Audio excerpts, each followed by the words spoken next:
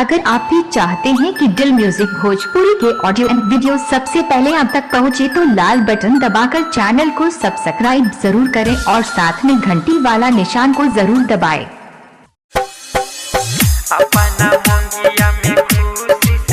आप सुन रहे हैं इमरान भाई सुनील के चैनल पर के सुपरहिट प्रस्तुति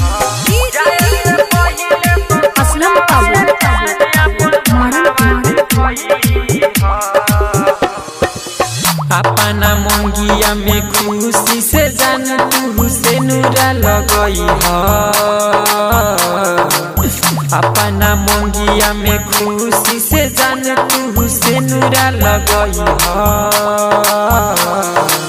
जाय से पहिले ससुरावा जान अपन मुहावा देखई है।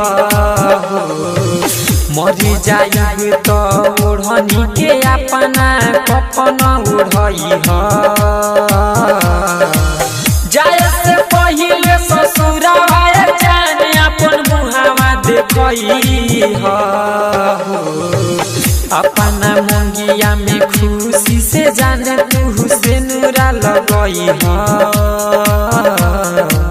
जाय से पहिले ससुरावा जान अपन मुहावा देखई है।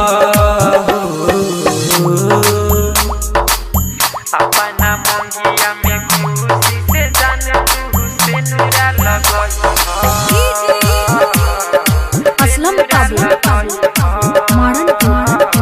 प्रेजेंटेड बाय दिल म्यूजिक।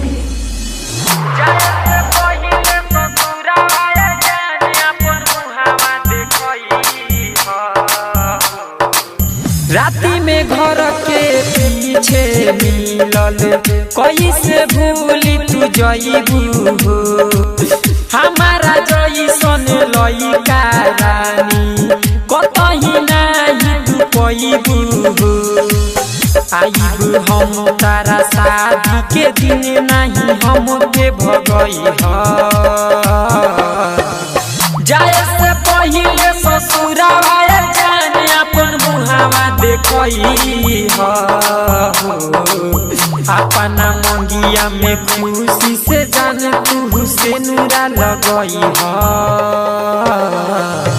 जाय से पहिले ससुरावा जान अपन मुहावा देखई है।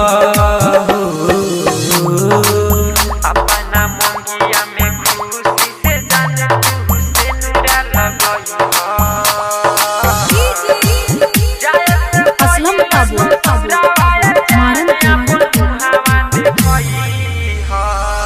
Mix by Aditya recording studio Gopalganj. आप सुन रहे हैं इमरान भाई सुनील के चैनल पर के सुपरहिट प्रस्तुति।